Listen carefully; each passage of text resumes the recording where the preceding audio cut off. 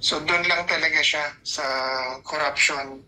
Yung PAOK naman sa organized crime, normally yan mga gangs or mafia, gano'n. So, medyo iba. And yun, gano'n. Sir, pataas po ang, according po sa 2023 Executive Corruption Index, yung Pilipinas po has a score of 70% pagdating po sa issue po ng korupsyon. Ano po masasabi niyo dito, sir? Well, expected yan, dahil, puno ang balita ngayon. A lot of people are saying na grabe ang corruption ngayon. Yun nga Talagang... grabing pahirap sa bayan ang korupsyon. Sa meeting ko lang, I just came back from Baguio dahil we met with Mayor Magalong dahil kami po ay nag-organize ng CONCON Forum, or Constitutional Convention Forum for CON, and we talked to him dahil si Mayor Magalong is also an anti-corruption advocate. So, yan ang pinakamabigat na problema natin ngayon at ang West Philippine Sea issue. Talagang talamak ang korupsyon, kaya ang korupsyon ang dadala ng kahirapan sa bansa. And it's because wala nang takot yan walang nanguhuli, walang nag-iimbestiga, walang nag-expose, wala kasusumbungan. Correct. Tinanggal lang anti-crime corruption agency. Like not a priority in this administration. So, kaya ganyan kalala, ganyan kasama ang korupsyon, ang abuso sa kapangyarihan will always lead down to corruption. And ngayon, we have facts and we have data that shows na yung ating matagal na or last year pa na nakikita. 2023. In fact, sabi sa akin, mayroong mga nagsasabi sa akin na hingi daw ngayon, umaabot ng 40%. Yeah, totoo yan. Pag humingi ng 40% na komisyon, sabi ni Congressman Pulong Duterte yan. Siya ba, kunyari, project, without naming names, pero ito ay mga kwento lamang ng mga contractors. So, syempre, mga nagsasalita dyan. Mga contractor doon. Hingi daw ng pumapalag. 40%, doon pala sa opisyal. Tapos yung ahensya pa, bibigay ka na naman ng 10%. Bibigay ka pa sa tax na around 7%. So 57% na yun, bigay pa lang. So, ang may iwan na lang sa proyekto, kung 50 to 42%. Kikita ka pa bilang contractor. So, ang kita ko dyan around 10-20%. Ganyan ang kitaan dapat dyan kung ikaw ay contractor na tama naman dahil ikaw na trabaho, ikaw na muhunan, ikaw nag-accept. 10-20%, masaya ka na kagad doon. So, 57% na pupunta lang sa lagayan, ibigay ka pa na, tapos kikita ka pa 77%. So, matitira na lang sa proyekto, 23 to 30%. So, ang sama ho niyan. Basura ng proyekto yan. And, ano pang proyektong klase yan? Mga mumurahin na.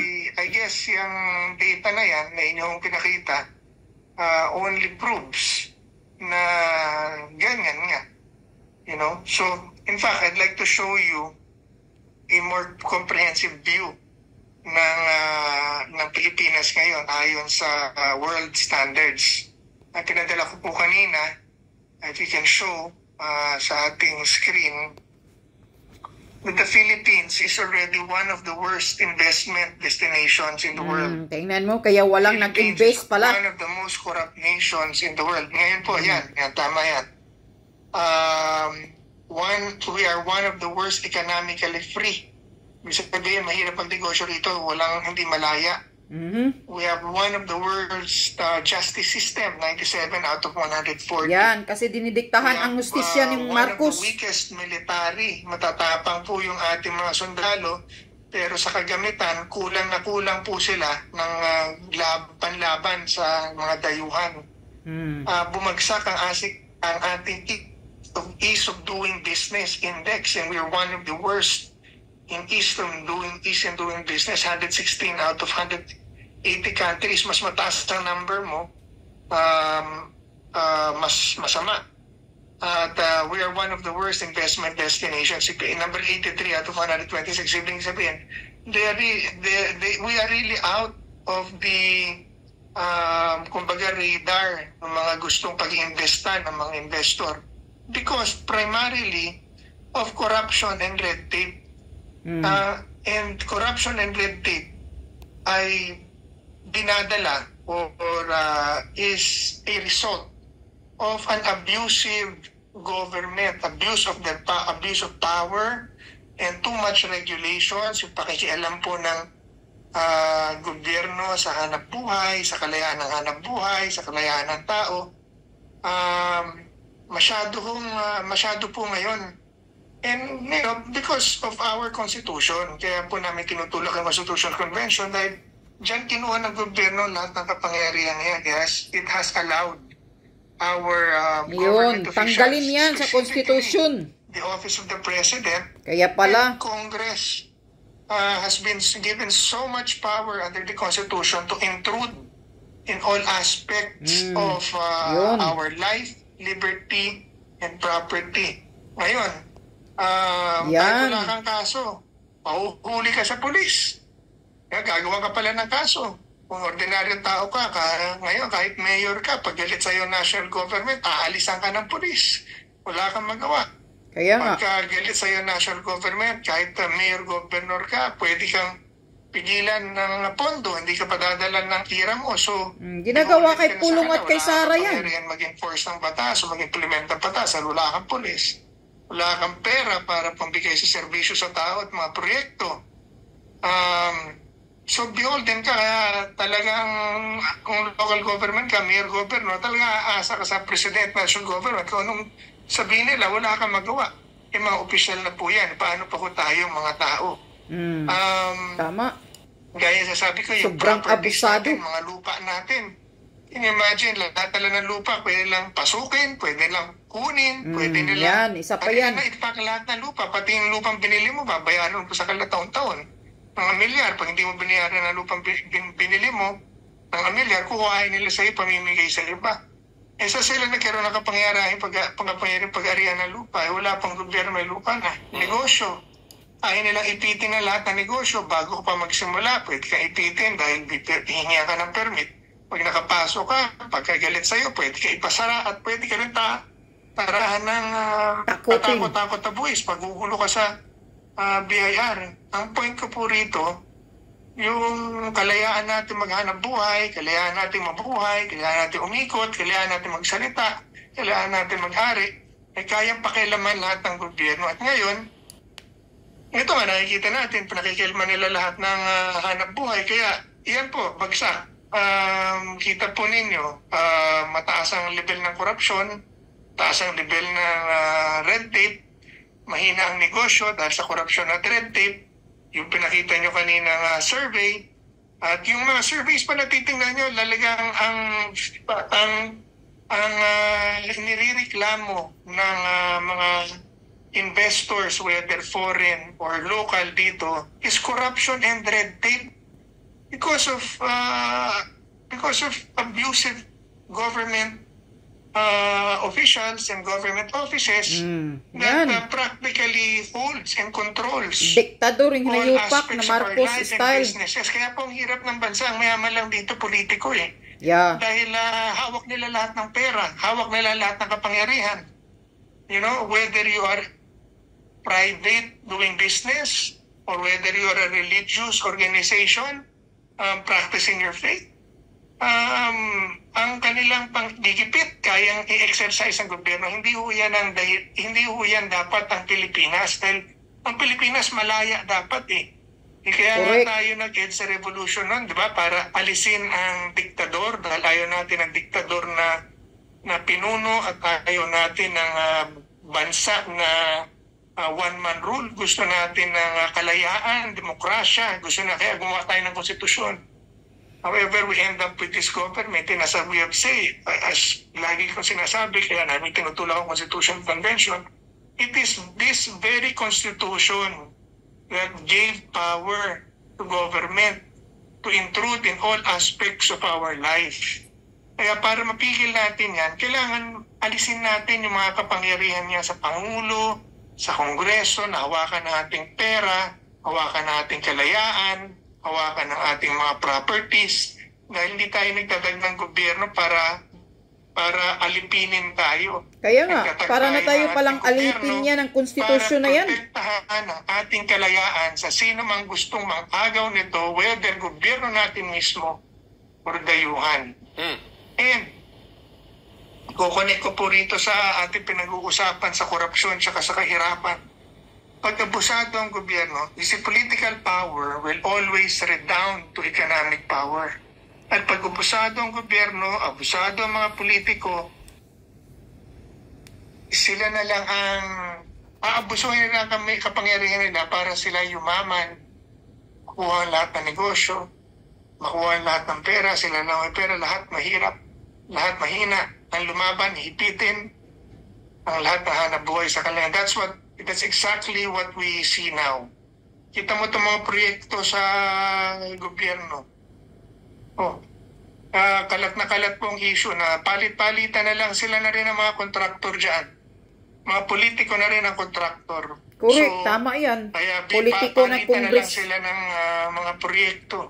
Tapos yung mga ordinaryong tao na gusto magnegosyo, maliban makisali sa kanilang sindikato o sa kanilang grupo, hindi ka makakuha ng negosyo. Sasahuran ka lang kasi nga kontrolado nila po lahat. So, yan po ang katayuan ngayon. Kaya yung lumalabas na survey na yan ay patunay lamang na review. Kumbaga ni-review ng mga tao. Review ng world standards na yan. So, how can you debate with that? Yeah, bagsak na bagsak tayo sa world ranking. And that's what we need to cure. Under Marcos administration ngayon. We need to set up systems na pipigil sa kaganyang mga pang-abuso at korupsyon. Kasi abuse will always lead to corruption. Kaya ka nang abuso dahil gusto mo yumaman. So, we need to remove these powers from presidents, from Congress, dahil kaya nilagay ang konstitusyon, dahil iniingatan ang potential na pang-abuso ng mga politiko pag nahawakan niyang kapangyarihan niya. And that's what we're having now. And ngayon, kanina tayo magsusumbong. Punta sa ombudsman. Ombudsman, ang tagal-tagal, wala rin naman mangyari. Diba? Kaya nga. Kami po noon sa PACC, bakit hindi ganyan kalala? Nakita ko rin sa talang ganyan. Kasi may kinatatakutan napakahina lang nung kapangyarihan, napakahinang opisina lang talaga kasi nung PACC. Dahil wala itong kapangyarihang magpatanggal, wala man lang kapangyarihang magparusa, magpakulong. Tapos wala kaming jurisdiction sa mga local government officials, sa mayor, governor, mga hinalal ng bayan, sa congressman, sa senador, wala kaming jurisdiction doon. Recommendatory pa kami. Tapos collegial body pa kami. Mag-uusap-usap pa kami, tapos collegial, tapos magre-recommenda pa kami. Recommendations lang kami.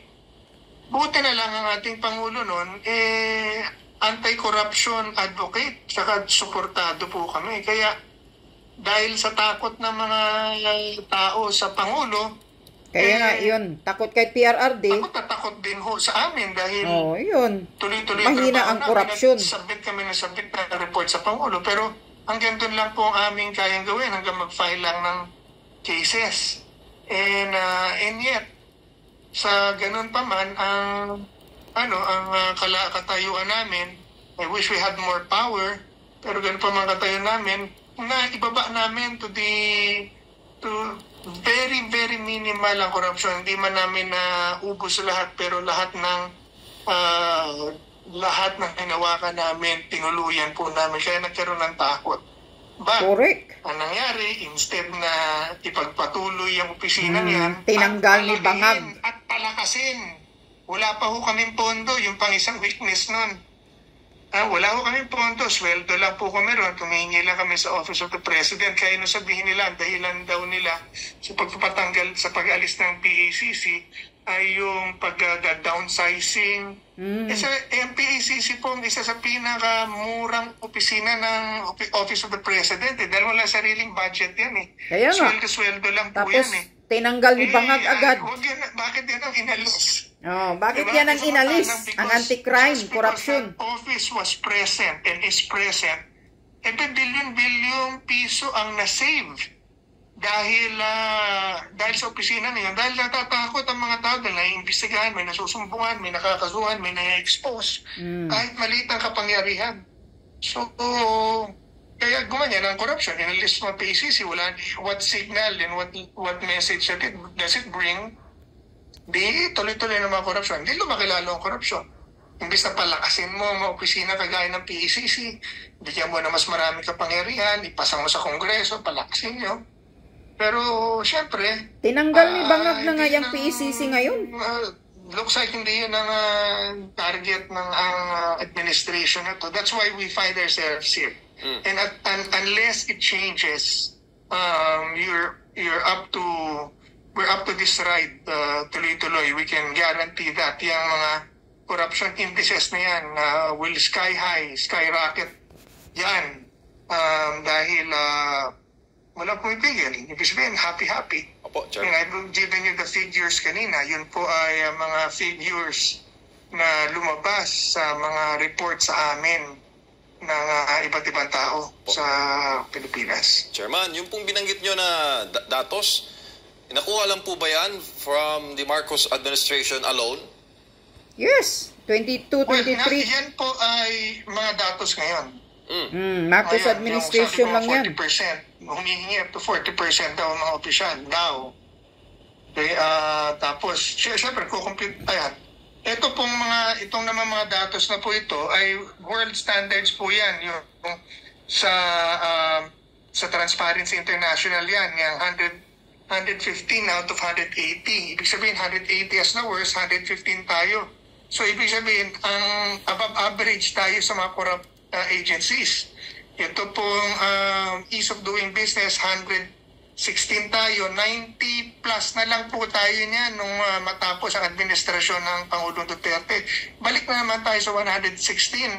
So, 138 ang worst. Ibig sabihin, we're one of the worst. So, ito po, the worst of doing business.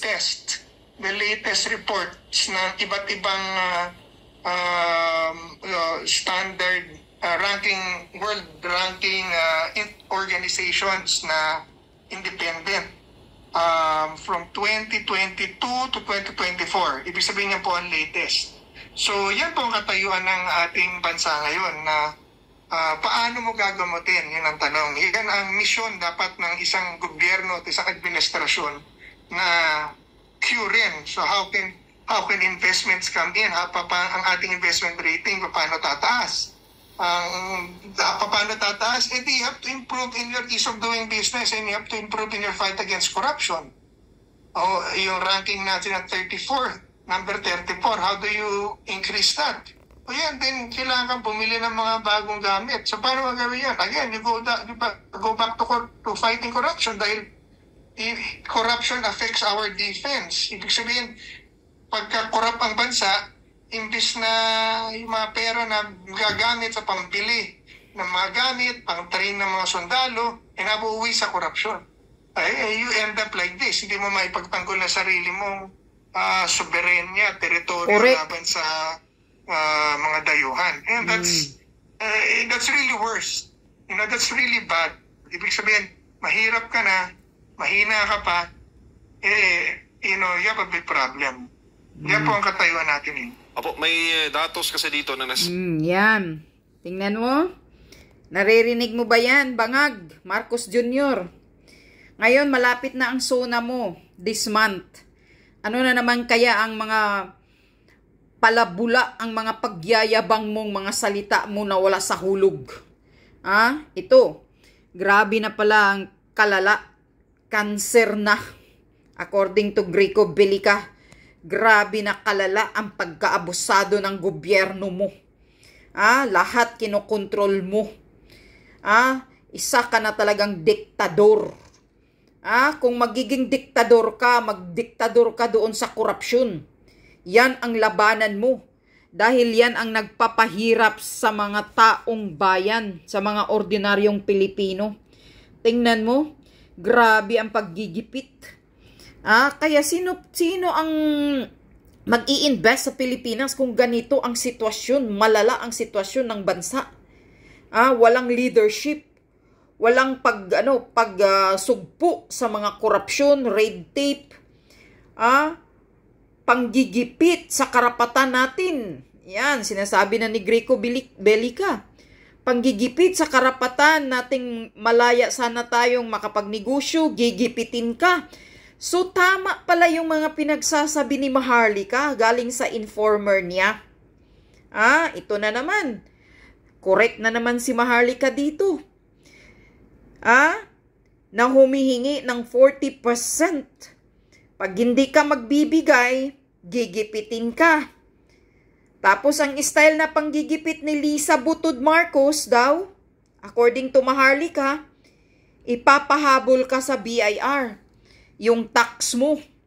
Tapos kung wala kang kaso,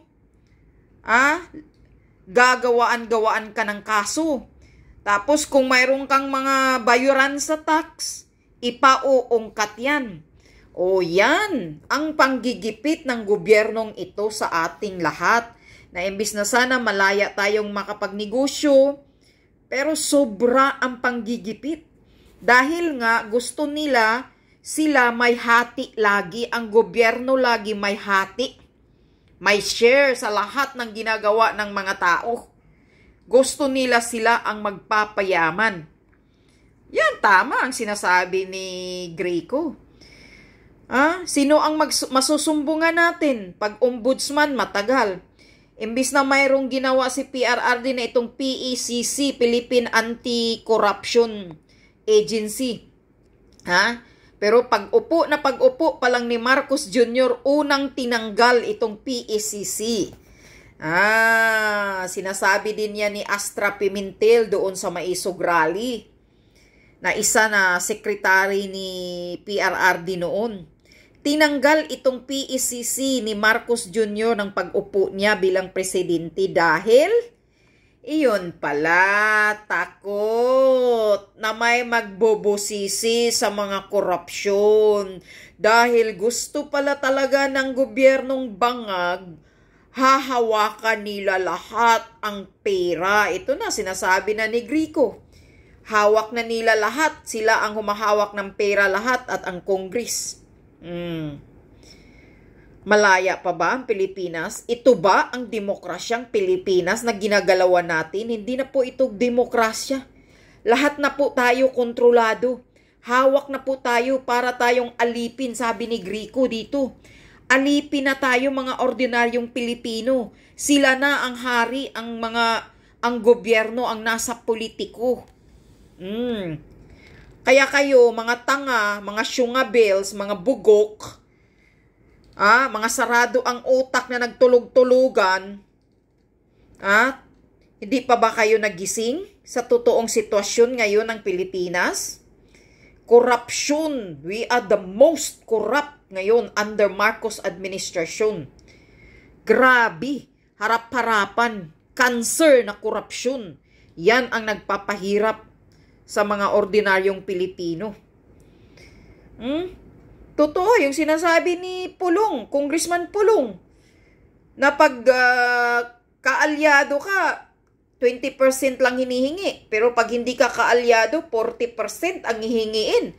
Humihingi si Tamba. Bakit maghingi si Tamba ng share? Hawak pira ba niya yan? Kontrolon yung kinukontrol ni Tamba yung budget na ibibigay sa iyo, sa mga congressman. Kaya pala ngayon, lahat ng mga congressman himod sa tumbong ni Tambaloslos. Kung anong utos ni Tambaloslos, halik puwit agad. Dahil takot pala sila na hindi ibigay ang budget nila. Siyempre, sino ang nasa Committee of Accounts? Asawa ni Tambaloslos. Hawak nila lahat ang pira. Kaya kontrolado ni Tambaloslos. Kaya lahat ngayon ng mga politiko, himod puwit kay Marcos Bangag at kay Tambaloslos. Yan. Sinasabi na ni Greco Belica. Grabe na kalala ang sitwasyon ng Pilipinas ngayon. Lahat global rankings, buong mundo, yan, ratings dyan na lumalabas. Tayo ang pinaka-worst, pinaka-corrupt na bansa, pinakamalala. Ginigipit ang kalayaan natin. Ayan, kung gusto nilang tanggalan ka ng lupa, ayan, binabawi na ang mga lupa ng mga binibigay ni PRRD sa mga katutubo natin doon sa Boracay. Binabawi ngayon ng bangag na administrasyon. Yung lupa doon sa Tarlac ba yun? Binabawi na rin. 'Di ba? Nagkagulo na rin doon. Mayroon ng natamaan ng bala. Kasi nagdadala daw ng bala yung nagtaboy sa mga residente doon. Na kahit may mga na pala sila, may mga titulo, pero binabawi ng gobyerno. Yan ang sinasabi ni Greco Bilica. Na hindi na ito demokrasya. Kung anong gustong gawin ng gobyerno, ginagawa na nila ngayon. Isang diktador na po ito. So ngayon, magtulog-tulugan pa ba kayo? Hindi pa ba kayo gumagawa ng aksyon na para matanggal itong kahibangan ng gobyernong ito na umaastang hari? Ginagawa na tayong alipin. Lahat ng kaya gusto nilang gawin, gagawin nila. Ang panggigipit, wala na tayong kalayaan. Pati yung sabi ni Greco, yung mga military natin, bagsak din. Yan ba, makalaban? Tapos nagtapang-tapangan pa kayo dyan sa West Philippine Sea? Bagsak din sa global ranking ang mga military natin. Tapos nagtapang-tapangan pa sa West Philippine Sea. Anong ipaglaban nyo? Anong ilalaban ninyo? Mga armas ninyo? Dependa kaya pala. Nagdidepende kayo ngayon. Si Bangag, didepende sa Amerika. Na ayan, ang Amerika, bumibigay lahat ng mga missiles. Nagbibigay ng mga weapons. Yan. Ano ang kapalit? Ibabayad ang lupang Pilipinas? Yun ba ang kapalit, Marcos Jr.? Sa mga weapons na iaalok ng Amerikano sa inyo? Kawawa talaga kayo. Mas malala pa daw itong si Bangag ngayon kaysa ama niya noon na diktador. Bakit ba? Bakit ba kayo natatakot? Kung hindi na kaya, kung ganito na pala ang sitwasyon na to, dihilain na yung Marcos Jr. na yan. Nako, kailangan na to ng marahas na gagawin dahil lahat tayo naghihirap. Nagbingi-bingian siya sa panawagan ng mga taong bayan na mag-resign. Imagine, as I can see, 85% na ng mga Pilipino na nanawagan na mag-resign ka na, Marcos Jr. Pakapalan ka ng mukha. Tingnan nyo ngayon ng SUNA, darating na SUNA, kung ano na naman ang mga pinagyayabang niya. Pero hindi niya naririnig, nakikita ang mga nangyayari. Dahil alam, siguradong nakikinig lang yung Bangag na yan sa sulsul ni Tambaluslos. Tingnan nyo, for the year 2025, tumataas ang budget, umaabot ng trilyon, trilyon. Lumalala ang utang ng Pilipinas. Dahil tumataas yung budget nila. Grabe. Ang iba dyan napupunta sa bulsa. Yan. Pinaka-most corrupt ang Pilipinas ngayon under Marcos administration. Nakakahiya ka, Bangag. Lumayas ka na dyan, kupal ka, hinayupak ka, wala kang kwenta. Nakakahiya ka bilang isang Pilipino. Nakakahiya kang presidente. This is not democracy anymore. Ang pag-handle mo sa Pilipinas. Kundi, isa kang diktador. Sabi pa mismo yan ni Greco, ginagawa mo na kaming alipin. Lahat ng gusto mong gawin, ginagawa niyo na. Wala kang kwentang presidente, nayupak ka. Resign, Marcos Jr. You are a dictator. You are wala kang pakialam sa mga nangyayari. You are deaf and dumb sa mga nangyayari sa Pilipinas ngayon. Nagbingi-bingiang ka. At isa kang polboronic na presidente. Kaya wala kang maayos na matino na foreign policy sa gobyerno ng Pilipinas. We hated you and I hate you so much.